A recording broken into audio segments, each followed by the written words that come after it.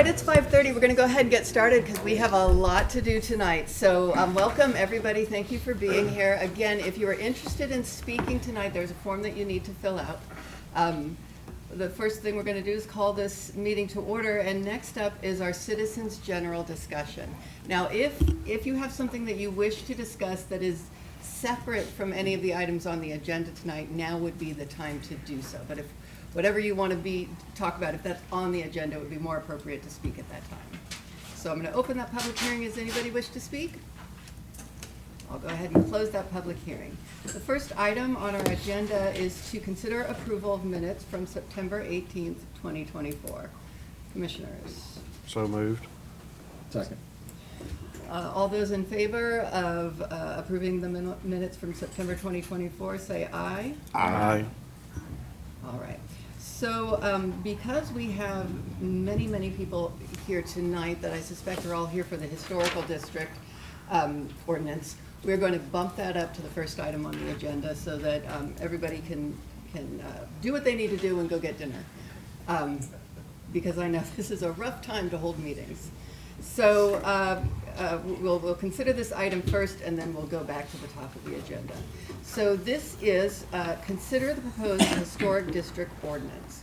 On September 17th, 2024, the Development Services Committee voted to assign the proposed ordinance to the Planning and Zoning Commission for a public hearing and subsequent recommendation to City Council.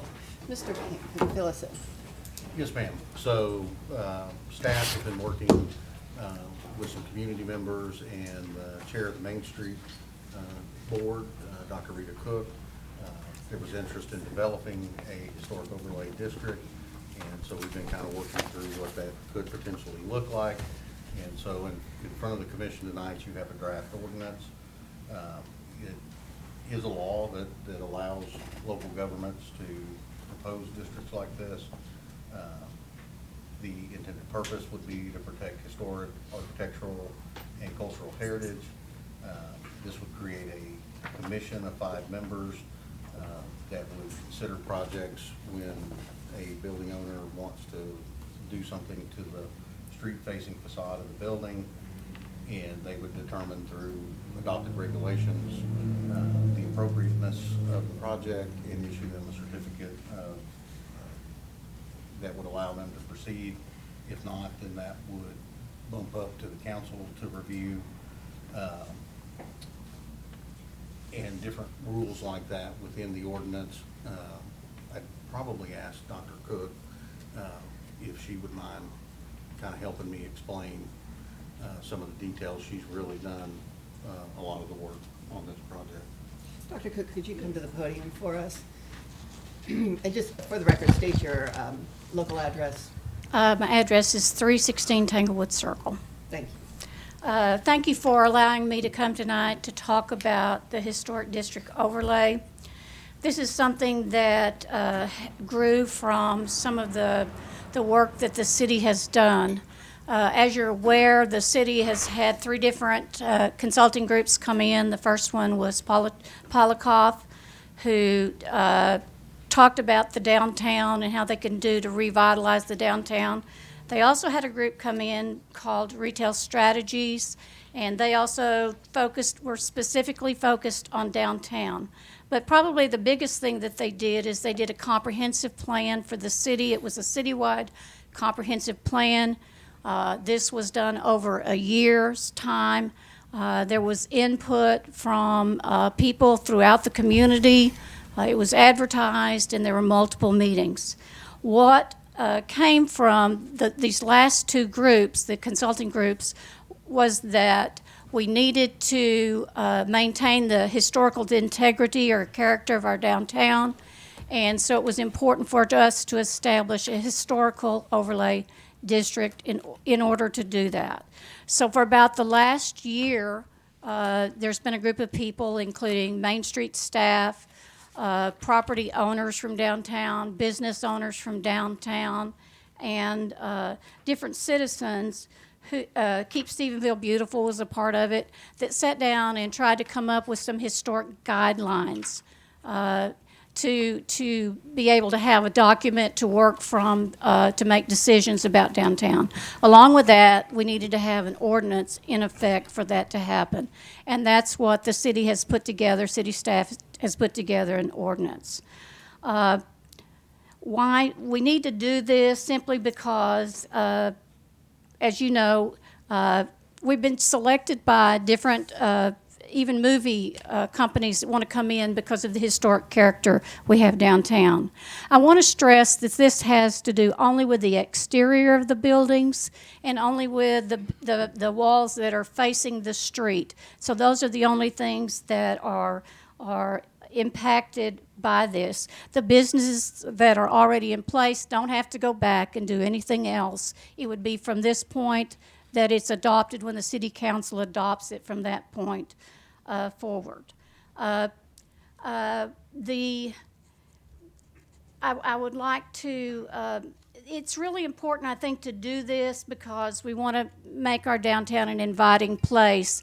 And as you know, it's really the jewel of our community. So we want to keep that and make it a place that people want to come down and see the downtown area. I've included, and I'll have Wendy maybe pass out a list for you.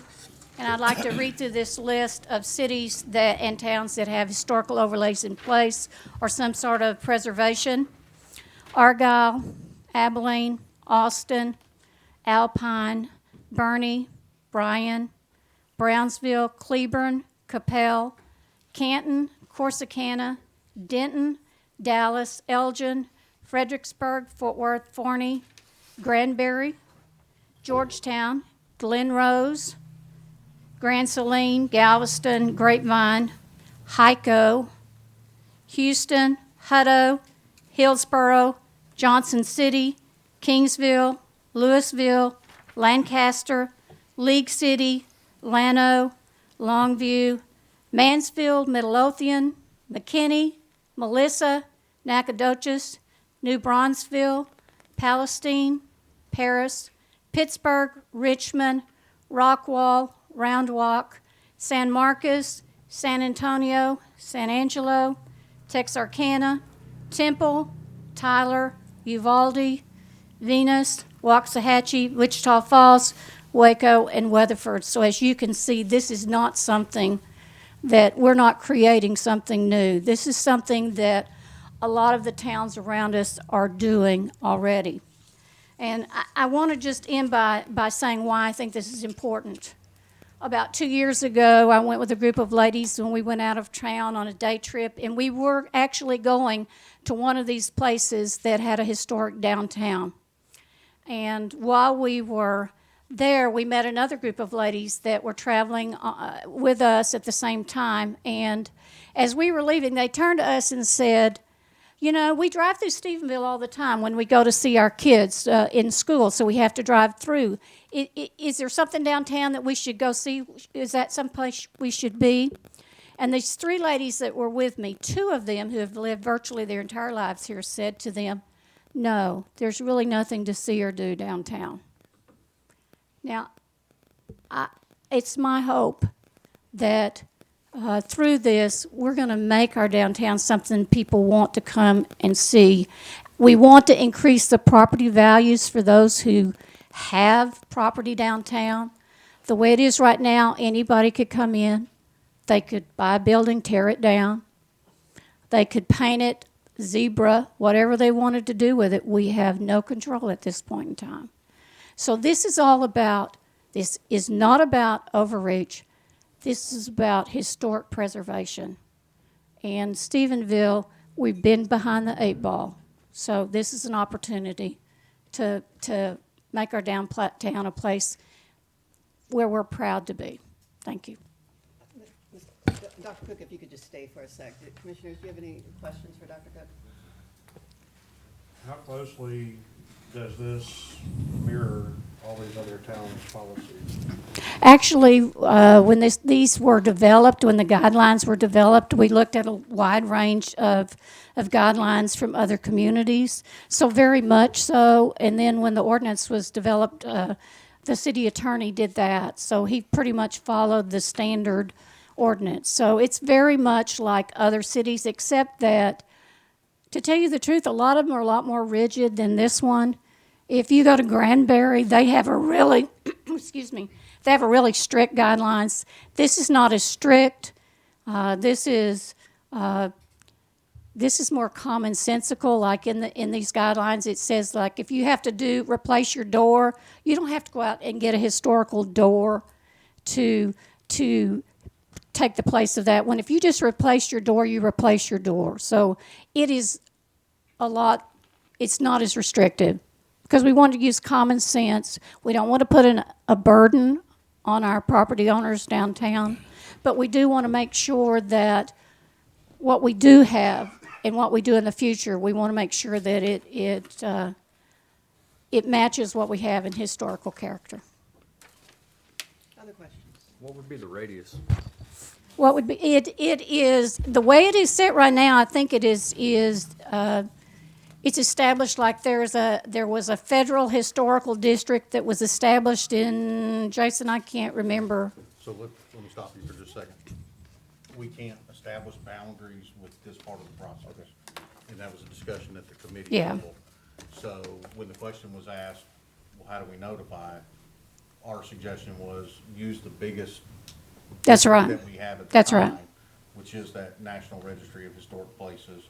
Let's use that Yeah, for notification purposes. that's correct. So use that boundary and then 200 feet outside of it so that we can notify as many people as possible to get feedback on this whole process.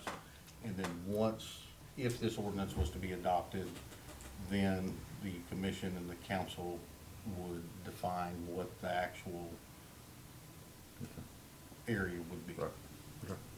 Bonnie, you have a question? Do you know how many property owners were within that scope that you just talked about? Wendy, you know how many notices y'all sent out? And even outside, wasn't it 200 feet outside the boundary? It was, I believe, more than 100 notices. I don't have the exact number. Other questions for Dr. Cook?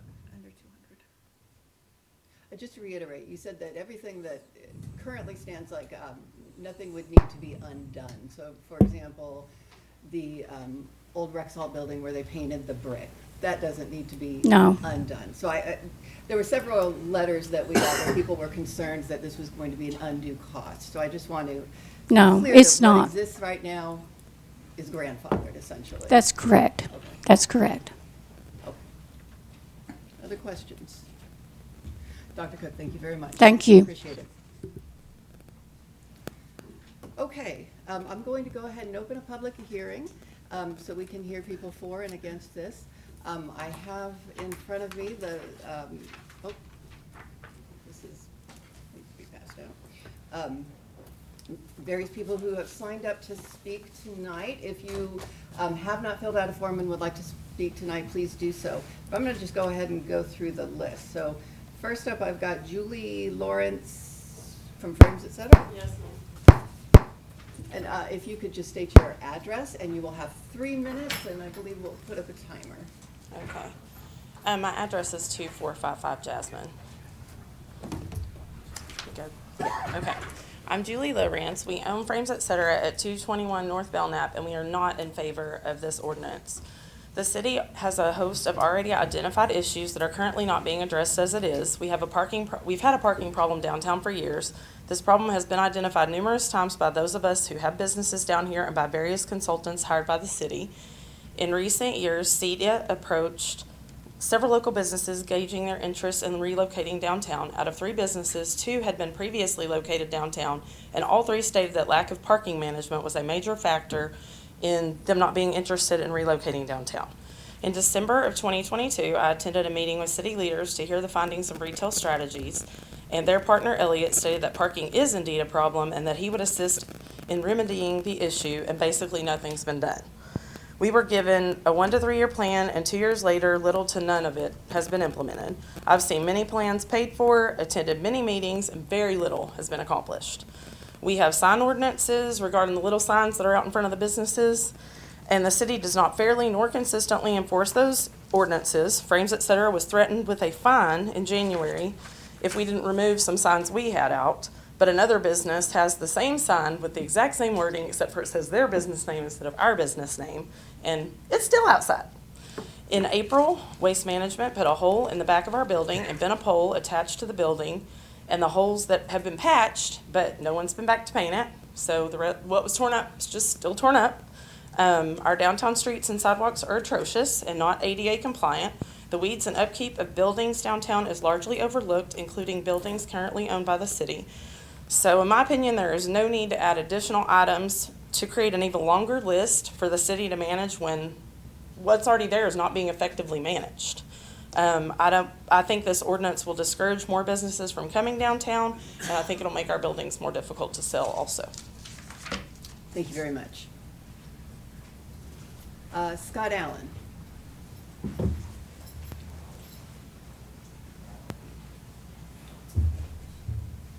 Thank you. My address is 440 Tanglewood Trail. I'm very much in favor of this ordinance. We've been working on it over a year. The hope is that, I think today, you and the city council after you will have a chance to create a legacy for Stephenville. This ordinance will affect the front of the buildings only. So people only have to remodel the front in compliance with historical overlay if they choose to remodel their front. They're not forced to go remodel their front. They can do it on their own timing. Additionally, the city has some financial assistance that's available for things that you do on the front of your building that might be available. Not only that, if they do it correctly, there's a potential they could get a tax credit if they do the proper steps to get the tax credit. So there should be a really financial incentive will help them. We hope that not only will the ordinance be passed that will create a historical overlay for all the historic buildings and not be damaged or destroyed, but will attract, put brick streets, we hope, one of these days when we get the money, to put the brick streets back in around the square like they did on Graham Street. They underlay that with a concrete foundation to put brick on top of that. That is going to be there from now on. And you're not going to have to repave it like you do asphalt every 5, 6, 7 years. So the cost of maintaining the streets downtown will go down. You'll have a nice historic buildings that are restored and with the building owner able to get some financial assistance. And you're going to have the brick streets even add more to that. I personally, as a property owner, I've talked to several property owners. My unequivocal opinion is that it will help the value of the buildings go up downtown. It will create an attractive environment for the community to hold their gatherings and also attract businesses who want to move downtown because of the downtown area looking so good with historic overlay requirements and the brick streets. We think this will last for years and years and years and will not be costing the city any more money in the future years because it'll be a long-lasting improvement. I think you'll find that the building values will be increased. The demand for rental property or for occupancy downtown will be increased. I'm excited because I have buildings downtown and I've talked to several people that do have buildings and they also are excited to have a possibility that this will turn it into a very attractive area for new businesses. So I hope you'll help create this legacy that is a possibility that's here before you today because it will be a significant improvement for Stephenville for years to come. Thank you, sir. Questions? Thank you. Thank you. Brady Pendleton?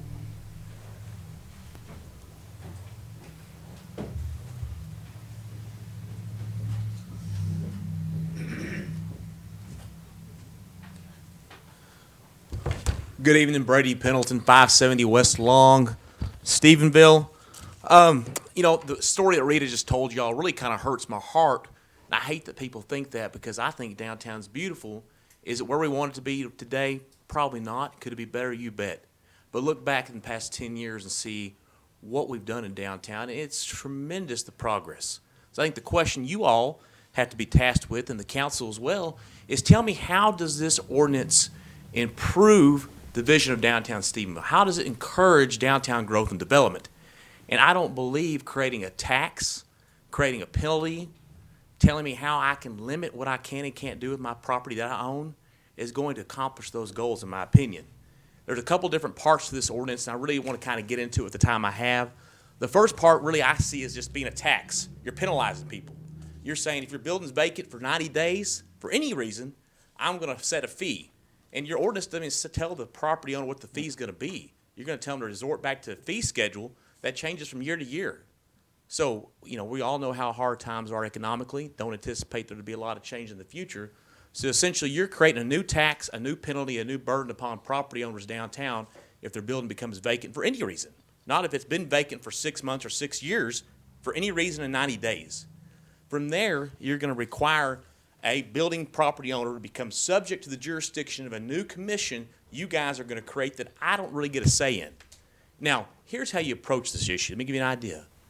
How do you get people to do things with their properties downtown? Incentivize.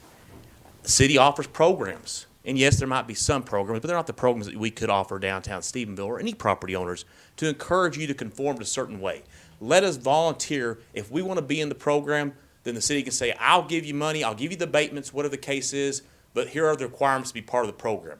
That's how you do historical overlay districts, not mandating me as a property owner have to comply. Here's the deal. We're not Granbury, we're not all the places that you heard about that have these. Look at what our downtown is and what it can be. And the problem is, every building that's been redone, essentially in the past, say, 10 years, none of those buildings are going to conform with what's in this district, proposed district overlay here. It's just not. And so, yes, I understand it's not going to require us to go back and change those, but what do you think is going to happen over time? Don't you think that it's not going to change the characteristic of what we currently have, because you've already let the cat out of the bag. It's already happened. That's what the people want the downtown to look like. Those property owners have a vision for their businesses, and that's the vision they've created. Every one of those businesses downtown that's opened in the past couple of years have the same unique characteristics of those buildings, and they don't conform with what you're doing here. I mean, how many of y'all even know what a preservation briefs published by the United States Department of the Interior are? I don't have any idea. I task you to look at those things. So you're trying to enact laws against all of us that I think really have some problems. I encourage the dialogue. I'd be more than happy to have a more lengthy conversation. Let's make downtown great, but I don't see this as the way to do it. So, Thank you, sir.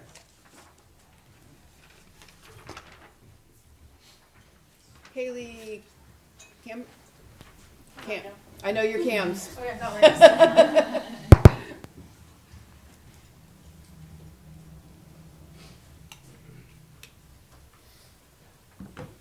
Do I need to say my address? Address, please. Okay. 110 Hassler Drive. At this point, I don't think I can say anything that hasn't been said by everybody else.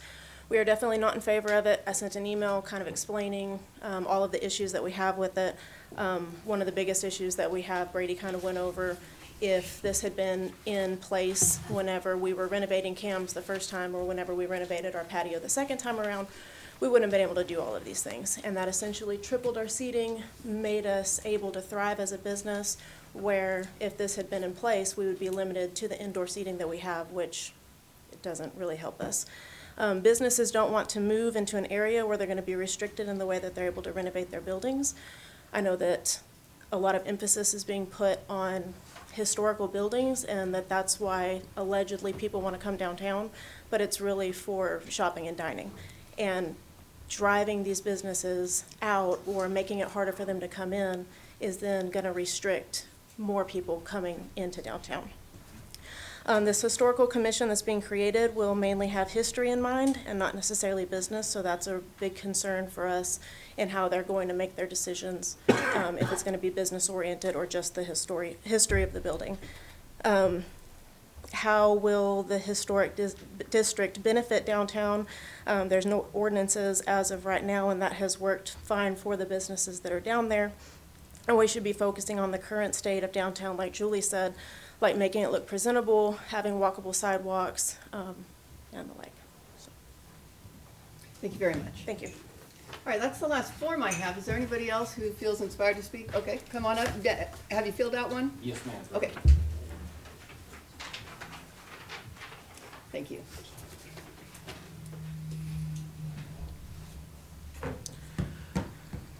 Good evening, Joe Borges, 120 Heritage Way, and, sorry, I'm getting a phone call, let me cancel this. And I just got one quick question. I own a property here on 110 College with a partner, Austin Brown, and our main question is tonight, how is this ordinance gonna affect historically registered buildings?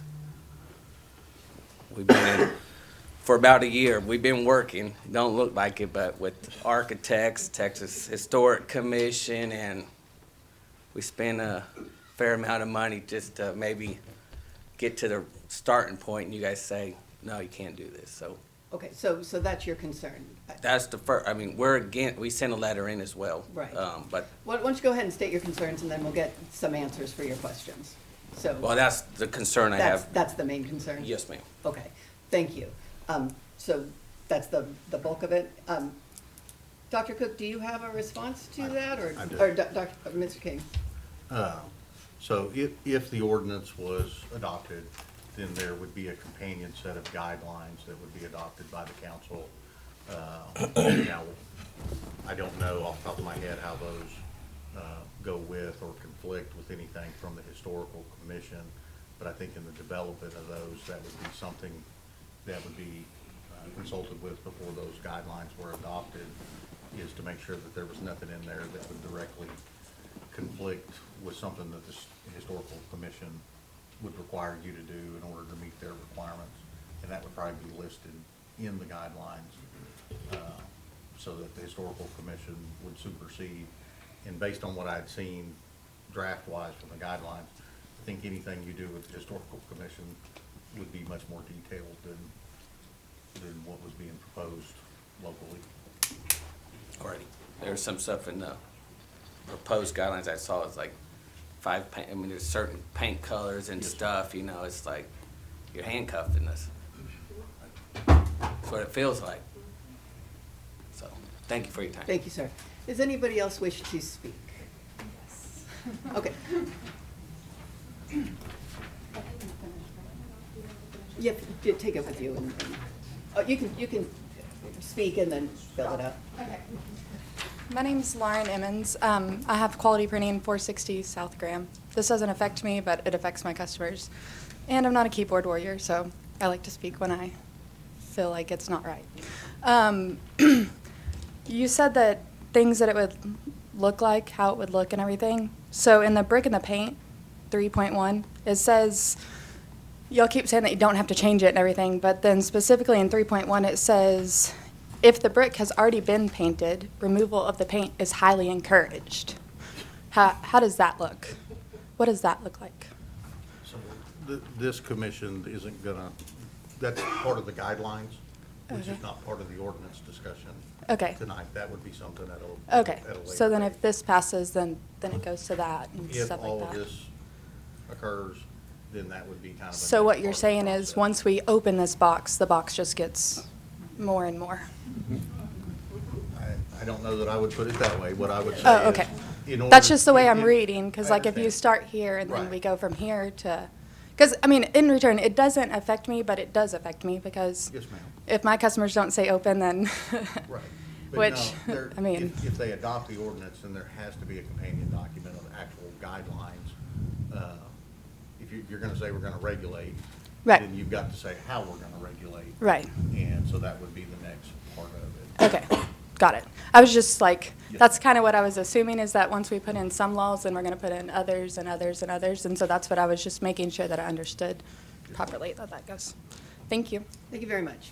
Does anybody else wish to speak? All right, I'm going to go ahead and close the public hearing. I should note that we received many letters. We had 3 letters in opposition, 2 letters of support, and a letter of expressing concern. The concerns were that they were in support if it didn't cost money. So, with that in mind, Commissioners, we need a motion so we can discuss. I move that we recommend to City Council to not adopt the proposed ordinance as written. Second. Okay. Paul, you want to elaborate? Is Yes, anybody- ma'am. Go ahead. So what I've been going through, and I actually get to sit with a lot of city managers, city engineers, that type of stuff within my job, and I've bounced this and looked at the document with them, and I've seen a lot of them that have canceled their historic commissions due to the overreach. What the ordinance as written to me looks like is it's not finished. It does not kind of overlay, how far out it can go. Designated zones. It does force people to be a part of it instead of letting it be by volunteering. The other one kind of gives city council the full power to determine the district. And I know they can override us here as well. However, it just seems like too much power. Doesn't seem to accomplish. It doesn't force any sort of development or, investment in downtown. It only seems to take city funds to renovate existing buildings. One thing I think we should talk about is what Mr. King was saying in terms of this ordinance does not include the guidelines. So one of the things like Mr. Right. Pendleton talked about was vacant buildings. That's not in here at all. So that is not part of our determination. That is something that would come later as part of the guidelines. So some of this, like in talking with Mr. King, he said that this is the first step in the process. So we are merely determining should such a thing exist or not, and then the guidelines would come later. I still feel like it should be finished and we should be seeing But I'm what saying we're it approving. is finished, but As I far as- understand your Yes. frustration because, The city attorney went through the process with the law. We went back and forth with him many times.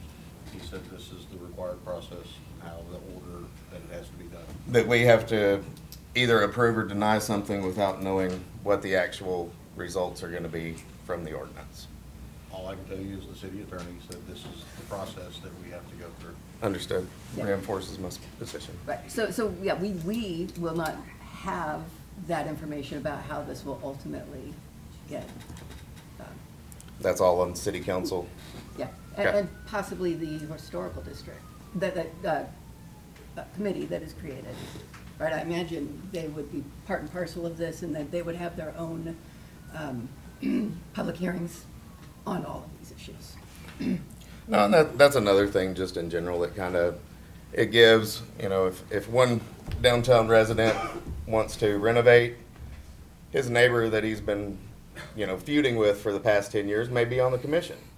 So everything's a no. It doesn't limit any sort of power. Thoughts, other thoughts? I'm looking at the city of Hyco's zoning, pertaining specifically to the zoning.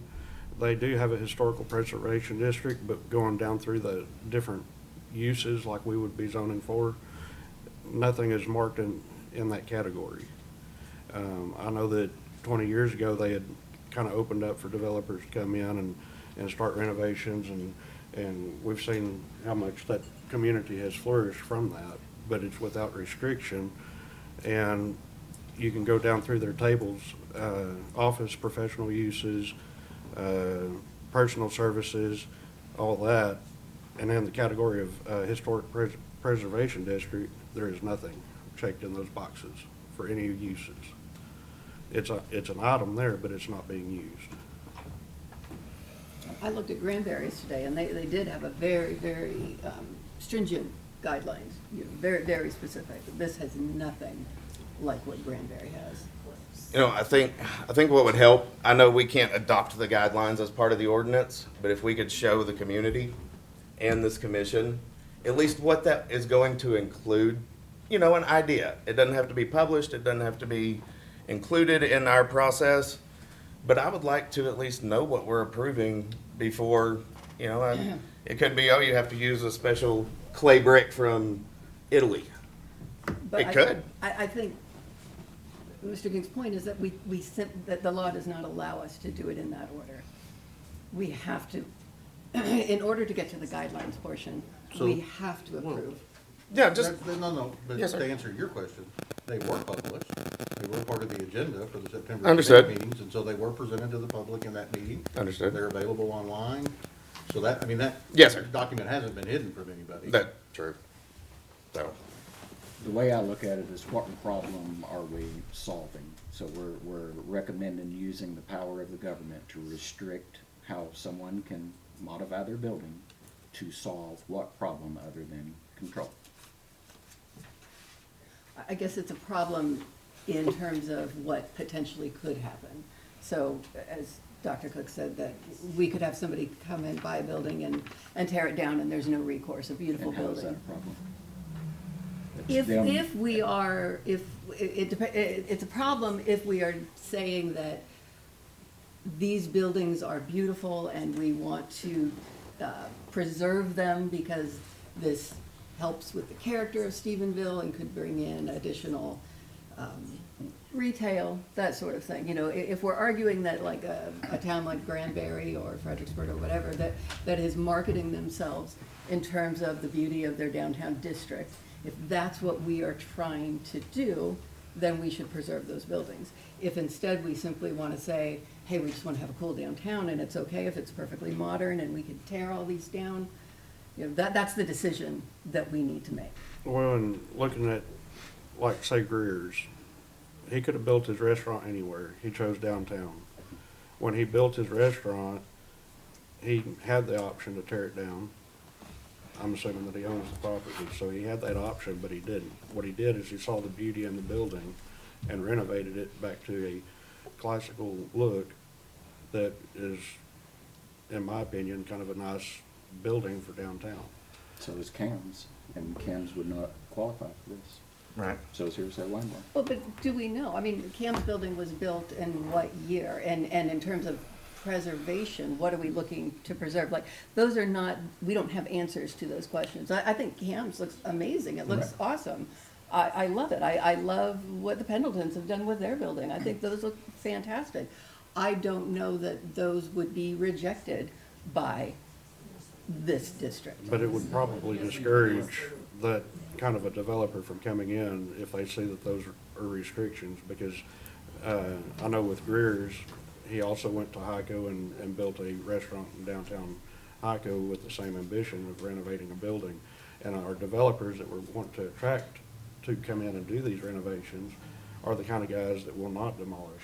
They see the historical value and they see the beauty in it, and they're going to be the ones to help preserve. And then once they get in, they will be the ones to help guide us into this, is what I'm feeling. So are you arguing that we should just trust that the people are gonna do what's right? Yes. Okay. That there are no bad actors who would come in and tear something down? If they did, Same. I would think they'd have a revolt on their hands. On that same, But Because they look at the could, I audience. mean, they could. on that same level, Yeah. you know, if we give city council unlimited power, they'd never use it though, would they? Any, y'all have other thoughts? This is- I lean towards letting people, has there ever been an issue with someone owning property downtown? I mean, is there something that triggered this? I mean, it seems like if you're a business owner, you're in it to be successful.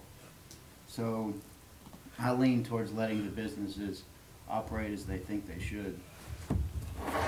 Tyler, Bonnie, do you have any? I think it's all depending on your neighbors. Good neighbors, your property value goes up. Bad neighbors, your property values can go down. So that's just, so you let in. And a more recent one also is the hotel that's been renovated. They had the opportunity to tear that thing down after Yeah, it it was been on the empty slate, wasn't it? forever. And it was, and that's what the county was gonna do, had they gone through with their plans. But then they found a developer who wanted to come in and build it. And they've done a fantastic job of renovation on that.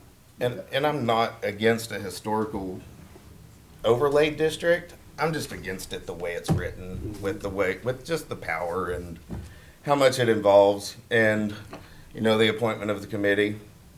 You know, is that just, I will take 5 of our buddies that are downtown Well, with we were all buildings. appointed. I know. May I remind you? But Okay. we Yes, ma'am. also answer directly to the council, so. Yeah, but all our commissions, with the exception of the commission, They are. are appointed, so. The only difference I see in the way the ordinance is written on that one, and I almost forgot to bring this one up. So, as we all know, city council can simply veto our recommendations without just a majority vote. Simply can do this. This historical overlay district gives all the power to that commission and not our elected officials to deny renovation permits or certificate of acceptance. They can appeal to the commission. That's part of it, that's written into the ordinance, they can appeal. Understood, but So they don't have all the power, they have essentially what we have, a recommendation. All right, it sounds like everybody knows their mind and we're ready to vote. We're gonna do a roll call. So the motion that stands is to recommend to council to not adopt the historic ordinance as it stands. Tyler, Yes. you agree. Justin, Yes. Bonnie, Yes. I'm gonna be a no. Yes. yes. All right, so this moves on to council. As you've heard, council will make their own decision. We are only making a recommendation. So I imagine this will come up at the next council meeting, correct? So the first Tuesday, November 5th. Oh, gosh, that's gonna be a hard day. Okay, so plan accordingly.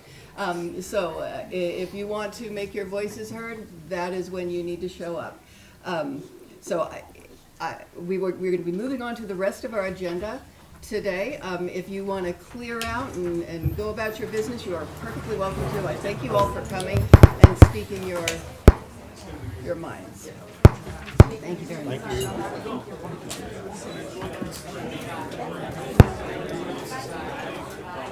I know. I was gonna say it. No, it's. Wait a minute, he's been called. Is my daughter's covered in food again? Tina still never got me one. 30-minute deal.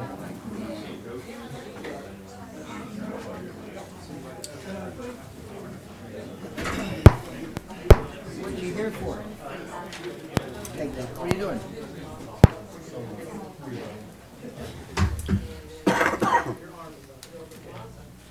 All right, ladies and gentlemen, let's get back to the business at hand. So the next item is case number RP 2024-002. Applicant Zane Cole is requesting a replat of property located at 185 West Park Street, parcel R31466, being block 35, lots 7 and 8 of the Frey First Edition, to the city of Stephenville, Erath County, Texas. Mr. King. Yes, ma'am. The applicant, or Madam Chair, members of the commission, the applicant was granted a rezone request to R 2.5 on August 6, 2024, and they are now replatting the property for future development. During that process, there was a boundary dispute with the adjoining property that was discovered during the survey. The affected owners have come to an agreement amongst themselves, and through this replat, we'll be relocating a common lot line. And so on the plat, in this one, both owners will be required to attest to the boundary resolution and the owner's certification piece, and that's been reflected on the proposed plat. So if the replat is approved by the commission, no further action will be necessary. The only condition that Steve had mentioned was show the limits of the 50-foot right-of-way along West Park. I think that's reflected, but I'll defer to Steve for when he gets back, so if you approve it tonight, approve it with that condition. All right, thank you, sir. Any questions for Mr. King? Okay, we'll go ahead and open a public hearing. Does anybody here wish to speak in favor or against this replat? Okay, I'll close the public hearing. Commissioners? I move that we approve, Move to approve the replat, or recommend approval. With conditions. With conditions as stated. A second. Okay, take Bonnie. All those in favor of recommending to council, oh, no, we just get to approve it, of approving this replat with conditions, say aye. Aye. Those opposed? All right, moving on. Consider approval of replat for property. Whoops, nope, did that. Public hearing, sorry. Case number RP 2024-003. Applicant Zane Cole is requesting a replat of property located at 811 West Oak, parcel R31133, being Block 7, Lot 2 of the Crow Styles addition to the City of Stephenville, Erath County, Texas. Mr. King. Yes, ma'am. The applicant has met with city staff for a pre-development review on this property. He's requesting a replat to subdivide the parcel for the future construction of fourplex housing unit, which is a use by right in this zoning. The existing structure will remain. The newly created lots will meet the minimum lot dimensions and setback requirements. Staff recommends conditional approval based on the completion of the following items, showing West Oak Street as an existing 50-foot right-of-way, and then easements will be required if existing water and sewer services for the proposed Lot 4 extend into proposed Lot 3. Thank you, sir. Any questions for Mr. King? I'll open a public hearing. Does anybody here wish to speak in favor or against this replat? Closing the public hearing. Commissioners? I move to approve the replat. A second. With conditions With, Tyler, with conditions? or recommendations. With conditions, I'm sorry. Okay. And, yeah, and we just, it's not recommend, we simply approve. Sure. All right. All those in favor of approving this replat with conditions, say aye. Aye. Those opposed? All right. Moving on. That item was pulled. Moving on to case number RZ 2024-014. Applicant Craig and Lisa Welch are requesting a rezone of property located at 432 Collins, parcel R32536, being S5100 Milliken and Ott Addition, Block 1, Lot 1B and 2B, to the City of Stephenville, Erath County, Texas, from R1 Single Family to R2.5 Integrated Housing. Mr. King. Yes, ma'am. In this case, we did receive an email that the owners have allowed Mr. Colby Pack to speak for them on the property as the applicant. And so he is requesting to rezone that. The current zoning is R1. The new kind of future land use that was adopted with the comprehensive plan shows this to be in line with that kind of land use in the future. And I'll take any questions. Thank you. Any questions for Mr. King? All right, Mr. Pack? Sorry. So, we have a lot, they bought a lot, we got it rezoned R2.5 this time last year. The property behind it burnt down, they tore down the house, my in-laws bought it, so they're just gonna rezone it together. So, put two lots together so they can finally build something, so that's the reason why we had to rezone this to R2.5. Okay, thank you, sir. I'll go ahead and open a public hearing. It looks like we have Deborah Gregster. Yes, ma'am. Yes, please state your address, and you have 3 minutes. 737 North Barton. I live within eyeshot of the property. And with the 3-story townhouses that have been built there, you almost can't get down Rice Street. And there are already 4 cars that park on Collins, and some days I couldn't even get through to come around and go to Barton. There are small children that live there and across the street, and it used to be like a small town atmosphere. If you put a fourplex there, first of all, it doesn't seem like there's going to be enough, even if they do have parking, because I talked to Steve. With visitors and everything, it's going to almost block that street off. And it's just, since they put up that 3-story monstrosity on Rice Street, we're having vehicles zoom up and down, and it's just getting worse. It's not like a small town community. I feel like I'm in Denton sometimes when I drive around. And I was hoping more of my neighbors would come and be against it, because it's not going to leave us much room to go through. Yesterday I took pictures, but I didn't get to send them in. On Rice Street, this car had parked halfway out into the street. And with the cars that are parking there, and Jason had mentioned they may change that.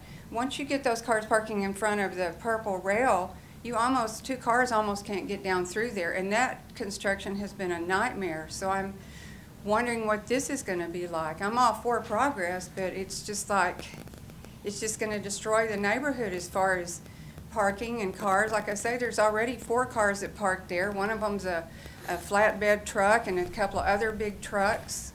And if you get someone parking on the other side where they're talking about, you almost won't be able to get through there. So I just want to express my concern because I'd like to live in a safe neighborhood too, where you can drive through it. So thank you. Thank you very much, ma'am. Does anybody else wish to speak in favor or against this rezone request? All right, I'll go ahead and close the public hearing. Commissioners? Make a motion that we recommend approval of case number RZ 2024-014. A second. I think Tyler got it under the wire. Any discussion? I've got a question.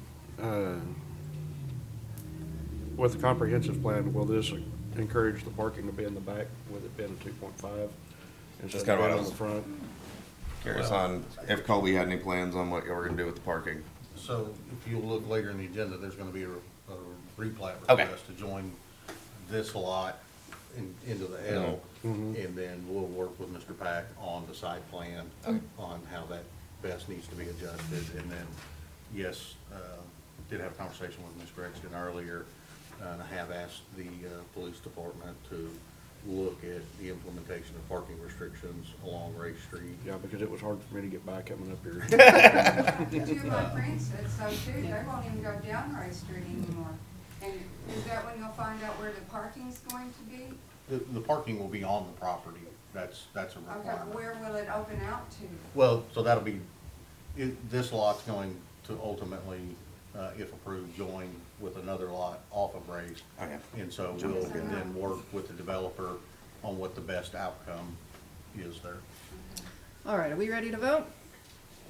All those in favor of recommending to council approval of this rezone request, say aye. Aye. Those opposed? Okay, so ma'am, this will be going to city council next. So you can express your concerns there again on November 5th, and Mr. Pack, you know as well. All right. Next item on the agenda is case number RZ 2024-015. Applicant Solid Ace Holding is requesting a rezone of property located at 981 Clinton, parcel R30048, being S4400 Kite, second edition, block 2, lot 10A, and city addition, block 99, lot 1B, to the city of Stephenville, Erath County, Texas, from R1 single family to R 2.5 integrated housing. Mr. King. Kind of the same as last one, the applicant's requesting to do the rezone to the R 2.5.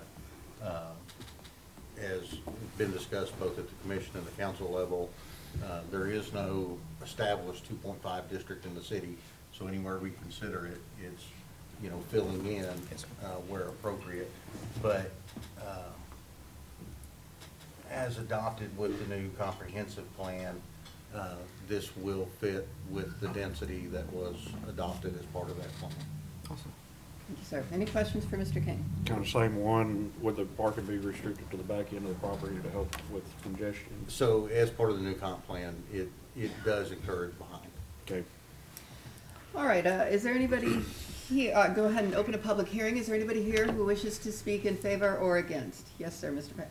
Well, Austin Brown and I are Solid Ace Holdings. So- Are you really? Yes. So, Not surprised. yes, we are on, so, we are, we bought a house. It was an old abandoned house. We tore it down. We're just gonna build a duplex there. We are gonna put it right behind, on Con Street, I think, is a side street, and so the parking will try to go behind it. Okay. Would you do me a favor and fill out one of these handy dandy little Oh. forms, just because people get very upset? For record keeping. Yeah, you stood up, Yep. now you gotta fill it out. Yeah, you spoke, I'm so sorry. Hey, Sorry. Appreciate it. Now you can fill one out every time he stands up. Is anybody else here who'd like to speak in favor or against this rezone request? All right, I'll close the public hearing. Commissioners? I move we recommend approval to city council of the rezone request. Second. Brian. All those in favor of recommending to council approval of the rezone request, say aye. Aye. Those opposed? All right. Case number RP 2024-004. Yep, okay. 004, applicant Solid Ace Holdings LLC is requesting a replat of properties located at 432 Collins, parcel R32536, being S5100 Milliken and Ott Addition, Block 1, Lot 1B and 2B, and 689 Race, parcel R32534, being Block 1, Lot 1A of the Millicent and Ott Addition to the city of Stephenville, Erath County, Texas. Mr. Caton. Yes, ma'am. So this is, we're returning right back to the rezone. I'm sorry? It's not Solid Ace, that'd be Lisa and Craig Welch. Okay. Sorry, Okay. just to catch it before it goes any further. Right. So we're returning to, and again, Mr. Back has permission by written authority to act in this case. The property that you just recommended for rezone on Collins Street is connected to the corner lot off of Ray Street. And so now they own both properties. They're simply requesting to replat it and make it one L-shaped property for development. Any questions? And there are some recommended conditions that Steve has in the staff report. So submittal of a site plan, that the rezone will be approved by council. The preliminary plat meets the subdivision regulations of the city. Right-of-way dedications are provided. So we are requesting approval with those conditions. Thank you, sir. Any questions for Mr. King? I do have a question. Since one driveway would originally be coming off of Race potentially and one off of Collins, how does that work? I mean, if it's replatted together, would the driveway or the access point to the property be Race or So, Collins, or depend on the development plan? I think it's gonna depend on the development plan, and again, the new comprehensive plan does encourage the parking in the back. So I think we would work with the developer on how he wants to lay out the property, and then figure out what's the best and safest mechanism For the to access point. create the access point and entry. All right,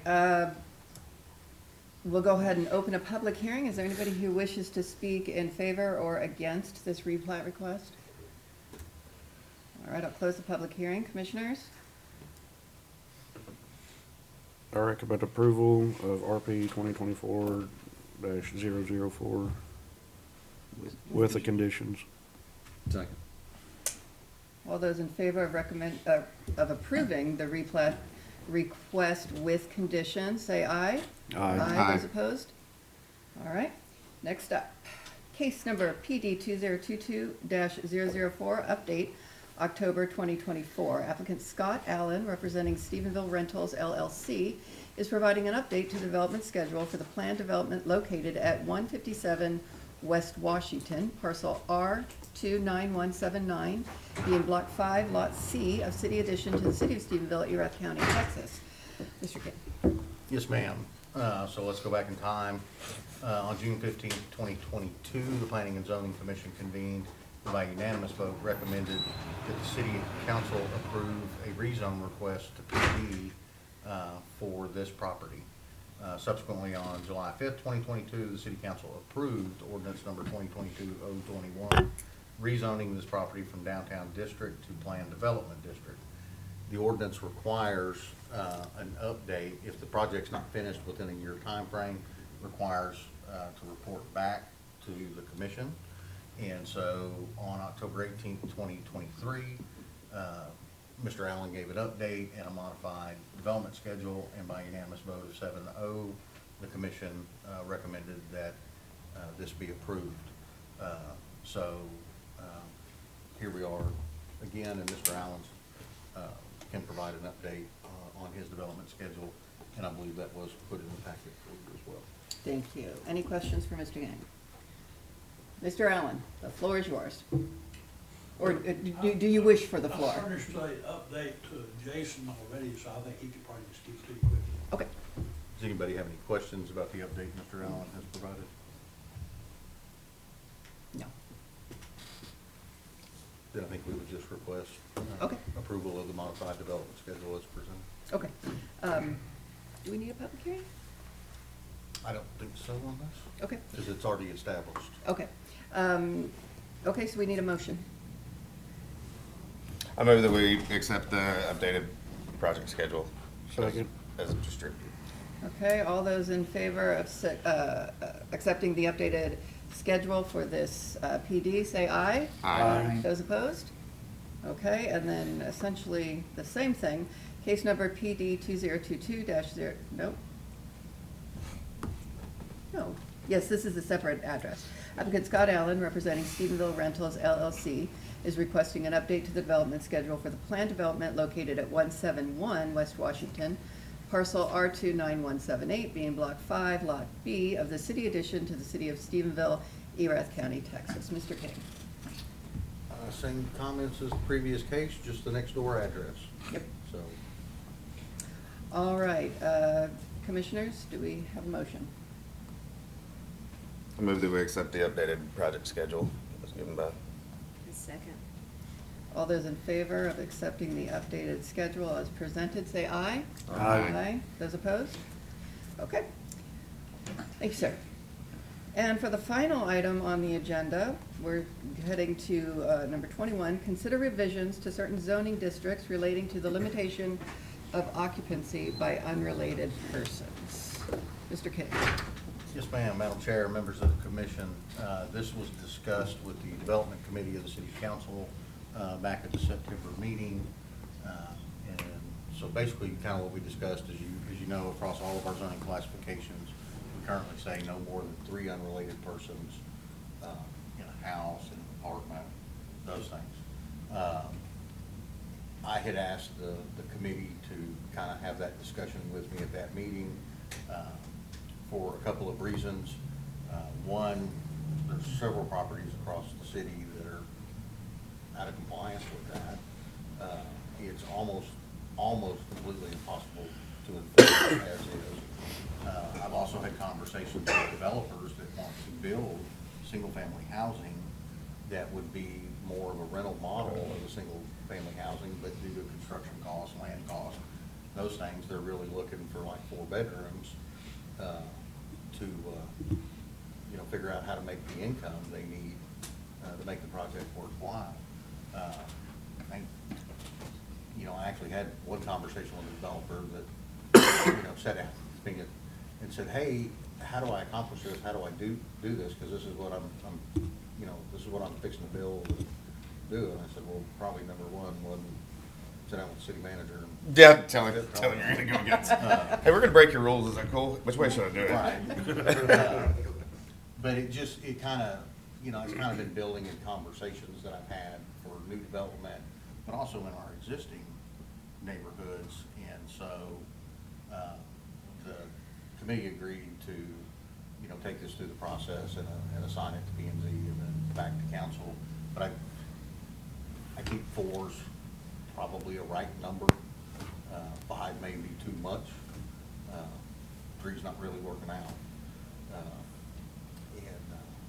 So that's what we're here to ask. Okay. Any questions for Mr. King? Is there any enforcement possibility of said ordinance? It's gonna be difficult even on that. Yeah. When you follow that down, that kind of the legal rabbit hole, how to prove who's related, not related. Right. It gets a little tough.